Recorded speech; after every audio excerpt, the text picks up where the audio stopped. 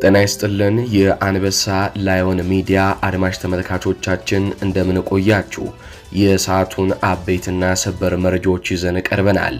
በዛሬው መረጃችን በናረጋ ከበደ ላይ የተሰነዘረውን የቦምብ ጥቃት ጨምሮ በአዲስ አበባ ስለ ፋኖ ኃይሎች የተወሩ ጉዳዮችንና በመላው አማራ ክልል እየተደረጉ ያሉ ውጊያዎችን በዝርዝር መረጃችን ይዘናል። እስከ ፍጻሜው ቆይታችሁ እንድታደምጡ ጋበዝናችሁ። ቪዲዮ ላይክ፣ ቻናሉን ሰብስክራይብ ማድረግም እንዳትረሱ። በቀጥታ ወደ ጦር ግንባር መረጃዎች ያለፋለው። በቅድሚያም ጎጃም ላይ እናተኩራለን። ቴዎድሮስ እዝ ብርቱ ተጋድሎን እያደረገ እንደሚገኝ አስታወቀ።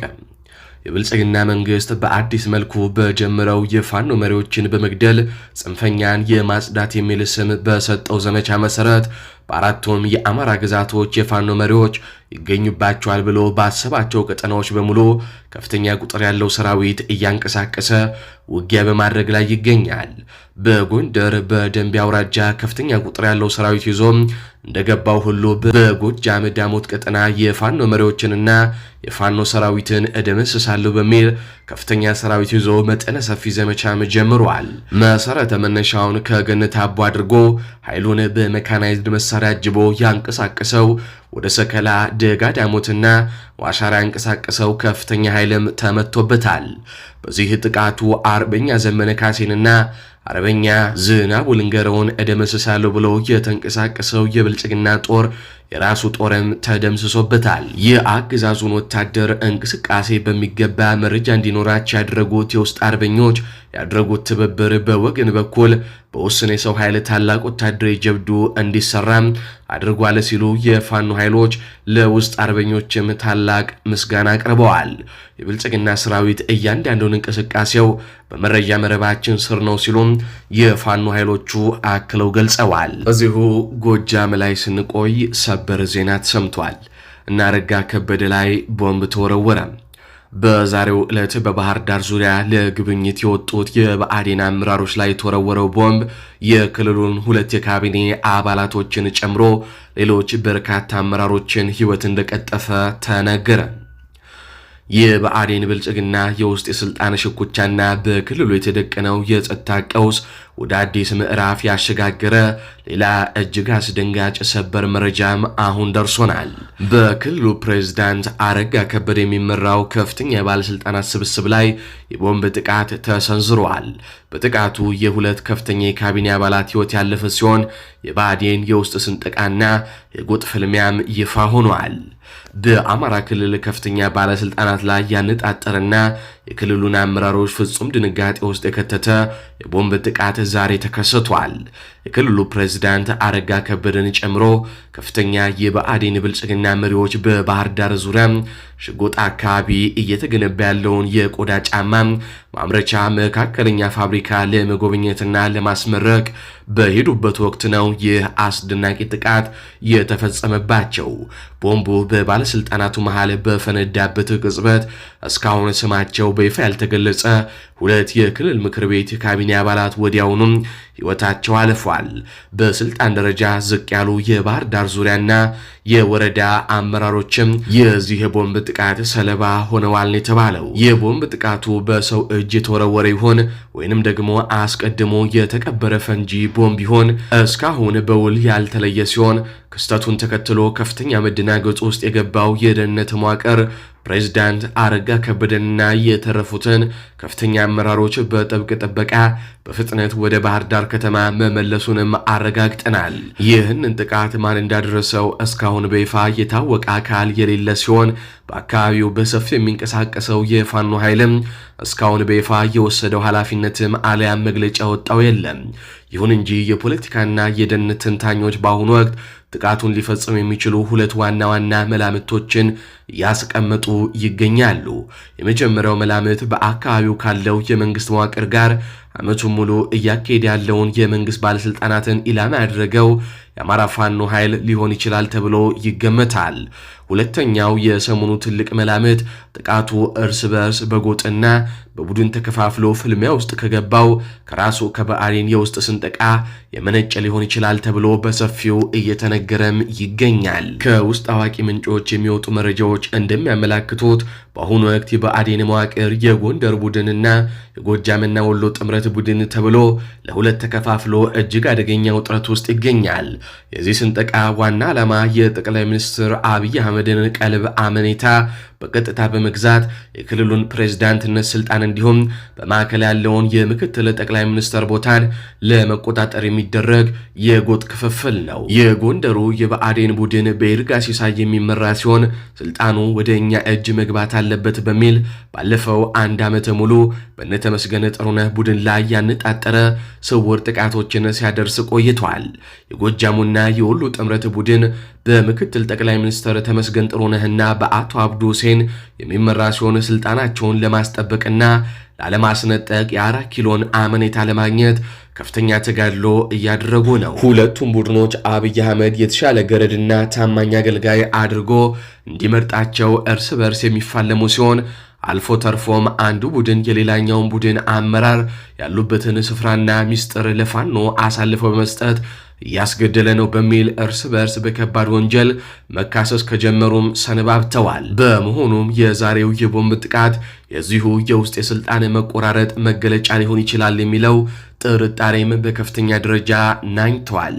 ወደ ቀጣዩ የጦር ግንባር መረጃ ያልፋሉ። አማራ ሳይንት የገባው የብልጽግና ወታደር ከፍተኛ ጉዳት አስተናገደ ተባለ። 136 ወታደሮችም ተደመሰሱ። ቋሜዳ ታዳይ ከተማም በፋኖ ኃይሎች ቁጥጥር ስር መግባቷ ተነግሯል። 6ኛ ቀኑን በያዘው ትንቅንቅ የአፋብን ወሎ ቤተ አማራ ሚኒልክ እዝ 105ኛ ኮር 47ኛ ክፍለ ጦር ታቦር ተራራ ሻለቃ ፋኖች ታላቅ የጦር ሜዳ ጀብዱ መፈጸማቸውን አስታወቁም። ቋሜዳን ነፃ ማድረግ የተቻለ ሲሆን ወደ ተድባበ ማርያም ቀጠና ለመግባት ተከታትሎ የተጓዘው የ11ኛ እዝ 204ኛ ኮር የብልጽግና መካናይዝድና እግረኛ ሰራዊትም ከፊትም ከጀርባው ጥቃት ተሰንዝሮበት በርካታ አባላቱን ተነጥቋል ሲሉ የፋኖ ኃይሎቹ አስታውቀዋል። አንበሳ መጫሪያና ተሮ ሜዳ በተባሉ ቦታዎች የበርካታ ወታደሮች አስከሬን የወደቀ ሲሆን የብልጽግና ወታደሮች አስከሬኑን እንኳን ማንሳት የማይችሉበት ሁኔታ ውስጥ እስኪገቡ ድረስ በታቦር አናብስቶች ወታደራዊ በላይነት ተወስዶባቸዋል ሲሉ የመረጃ ምንጮቹ ገልጸዋል። አጅባር የሚገኘው አማራ ሳይንት ሪፈራል ሆስፒታል በብልጽግና ወታደሮች ቁስለኛ መጥለቅለቁም ታውቋል። በብርሃነ ፍጥነት ተድባብ ማርያም እገባለሁ ብሎ በሁለት ጀነራሎች እየተመራ የተንቀሳቀሰው የብልጽግና ኃይል የሽንፈት ጽዋን መጎንጨቱን ተከትሎ በህዝቡ ዘንድ ከፍተኛ መነቃቃት የተፈጠረ ሲሆን የብልጽግና ኃይልም የፋኖን ማድረግ አቅም ተገንዝቦበታል ሲሉ የፋኖ አመራሮቹ ገልጸዋል። በረሃ ድረስ እገባለሁ በሚል እብሪት በዋሮ ቀጠና በኩል ጭምር የብልጽግና ኃይል ተኩሱ ቢከፍትም የታቦር አናብስት አሳፍረው መልሰውታል ሲሉ እማኞቹ ተናግረዋል። የአፋብን ወሎ ቤተ አማራ ሚኒልክ እዝ 105ኛ ኮር 47ኛ ክፍለ ጦር ሼህ ሁሴን ጅብሪል ሻለቃ የተወሰነ ኃይል ወደ አማራ ሳይንት በማሻገር በዋሮ ግንባር ያለውን የብልጽግና ኃይልን ከታቦር አናብስቶች ጋር በመሆን አይቀጡ ቅጣት ቀጥቻለሁ ብለዋል። የብልጽግና ኃይል ስፍር ቁጥር የሌለው እግረኛ ሰራዊትና መድፍ ጨምሮ በርካታ ከባድ መሳሪያዎችን ወደ አማራ ሳይንት አስገብቶ የአየር ኃይል ድጋፍም ተደርጎለት ቢፈራገጥም ያሰበውን መፈጸም ሳይችል ቀርቷል። በዚህ የተበሳጨው የብልጽግና ኃይል ሲተኩሰው የነበረው መድፍ የቤት እንስሳ ጭምር ገድሏል ሲሉ የዓይን እማኞች ገልጸዋል። ባለፉት 24 ሰዓታት ብቻ ሌላውን ሳንጨምር በብልጽግና ኃይል ላይ በደረሰው ጉዳት ከ30 በላይ የብልጽግና ኃይል ሲደመሰስ ከ50 በላይ ደግሞ ቆስሏል ሲሉ እማኞች ተናግረዋል። በድምሩ በ24 ሰዓት ውስጥ ብቻ ከ80 በላይ የብልጽግና ኃይል ከጥቅም ውጪ ተደርጓል ሲሉ እማኞች ተናግረዋል። ሰሞኑን የተደመሰሱት አጠቃላይ ድምር ደግሞ ከ136 እንደሚበልጥ ነው የተነገረው። ይህ የተረጋገጠ መረጃ ነው። ወደ ቀጣዩ ሰበር ዜናችን አልፋሉ። የ4 ኪሎን ቤተ መንግስት የደህንነት ቀለበት ፍጹም አደጋ ላይ የጣልና ዋና ከተማዋን አዲስ አበባን ከፍተኛ ወታደራዊ ውጥረት ውስጥ የከተተ ሰበር መረጃም አሁን ደርሶናል።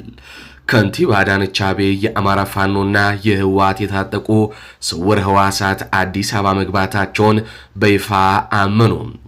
ከተማዋን ሙሉ በሙሉ ለማፈን የታለመው የቤት ለቤት ፍተሻ ትዕዛዝና የባለስልጣናቱም መኝታ የመቀየር ሚስጥር ዝርዝር ዘገባው እንደሚከተለውም ደርሶናል።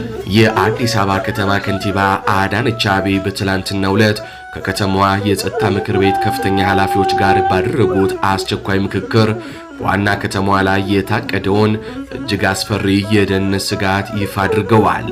ከንቲባዋ ከተለያዩ የስለላና ደህንነት መዋቅሮቻቸው የቀረበላቸውን ሪፖርቶች ከሰሙ በኋላ በሰጡት መግለጫ አመጽ የሚቀሰቅሱና አዲስ አበባ ላይ የተለያዩ ኦፕሬሽኖችን የሚሰሩ የጽምዶ ስውር ህዋሳት በሰፊው ተሰማርተውብናል ሲሉ በከፍተኛ ድንጋጤ ተናግረዋል። ከንቲባ አዳነች አቤቤ በዚህ ስብሰባ ላይ የከተማዋን ነዋሪ ህዝብ ጸረ መንግስት ሲሉ የፈረጁ ሲሆን ህዝቡ አጋጣሚው ከተፈጠረለት ይጥለናል የሚል ግልጽ ፍርሃታቸውንም አውጥተው ተናግረዋል። ይህንን ተከትሎም ከንቲባዋ በአሁኑ ወቅት በአዲስ አበባ ከተማ ውስጥ የሚገኙ ህጋዊ ፍቃድ ያለው መሳሪያ ሁሉ በአስቸኳይ እንዲሰበሰብና ከተማዋ ከመሳሪያ እንድትጸዳም ጥብቅ ትዕዛዝ አስተላልፈዋል። በተጨማሪም በድብቅ የተያዙ መሳሪያዎችንና የተሰማሩ ህዋሳትን ለመያዝ በሶስት ዙር የሚካሄድ መጠነ ሰፊ ቤት ለቤት አሰሳና ፍተሻ እንዲጀመር አዳነች አቤቤ በይፋም አዘዋል። ከውስጥ አዋቂ የፖለቲካና የደህንነት ምንጮች የሚወጡ ሚስጥራዊ መረጃዎች እንደሚያመለክቱት የፋኖ ኃይሎችና ህወሓት በየግንባሩ ከሚያደርጉት የዓመቱን ሙሉ ውጊያ ጎን ለጎን አዲስ አበባ ላይ ስልታዊ ስራዎችን በማጠናቀቅ የሀገሪቱን የስልጣን ማዕከል በቀጥታ መቆጣጠር የሚል አዲስ ስትራቴጂ በጋራ ቀርጸው መንቀሳቀስ ጀምረዋል ሲሉ አንዳንድ ምንጮች ይናገራሉ። በአሁኑ ወቅት በከተማዋ ተሰማርተው የሚገኙት እነዚህ የጽምዶ ህዋሳት ከዚህ ቀደም በነናሁ ሰናይ ከተሰራው የነናሁ ሰናይ ኦፕሬሽን እጅግ በተሻለ በላቀና በተቀናጀ መልኩ መጠነ ሰፊ ኦፕሬሽን ለመፈጸም በርካታ ቅድመ ዝግጅቶችን እያጠናቀቁ መሆናቸውን በሚስጥር የሚወጡ መረጃዎች ይጠቁማሉ። ከሰሞኑ በአዲስ አበባ ከተማ በተለያዩ አካባቢዎች የተገደሉ በርካታ የወረዳ ባለስልጣናትና የብልጽግና ፓርቲ የምርጫ እጩዎች ግድያ የተፈጸመው በእነዚህ በከተማዋ በስፋት የሚንቀሳቀሱት የጽምዶ የቆረጣ ህዋሳት እንደሆነ በሰፊው እየተነገረ ይገኛል። ከዚሁ ጋር በተያያዘ በቅርቡ እንኳን ፋኖን በመክዳት አገዛዙን ወደ ተቀላቀሉት እነ ማስረሻ ሰጤ፣ ፍቅሩ ሙሉዬና ኮሎኔል ፈንታውን ሙሃቤ ላይ የግድያ ሙከራ መፈጸሙ ይታወቃል። ይህም የግድያ ሙከራ በጽምዶ ህዋሶች ሳይሆን እንደማይቀርም የፖለቲካና ወታደራዊ ተንታኞች ይገልጻሉ። ወታደራዊና የፖለቲካ ተንታኞቹ እንደሚሉት የአዳነች አቤቤ ሚስጥራዊ ስብሰባ ንግግርና የቤት ለቤት ፍተሻ ትዕዛዝ የ4 ኪሎ ቤተ መንግስትን መዋቅር ምን ያክል የውስጥ መረጃ አውታሩ እንደተበጣጠሰና ዋስትና ማጣቱን የሚያሳይ ነው። ከዚህ ቀጠናዊና ከተማ አቀፍ ስጋት ጋር በተያያዘ በአሁኑ ወቅት በከፍተኛ ደረጃ ላይ የሚገኙ የመንግስት ባለስልጣናት ፍጹም ሊቋቋሙት በማይችሉት ከፍተኛ ጭንቀት ውስጥም ወድቀዋል።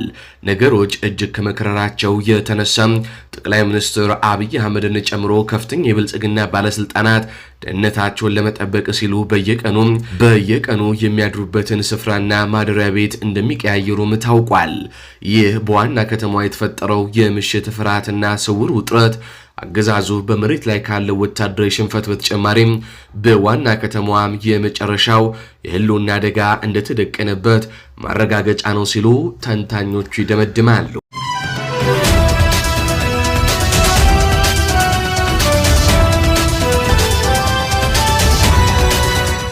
የተወደዳችሁ አድማጭ ተመልካቾቻችን ከአንበሳ ላየን ሚዲያ ለሰዓቱ ያዝንላችሁ መረጃዎች እነዚህን ይመስላሉ።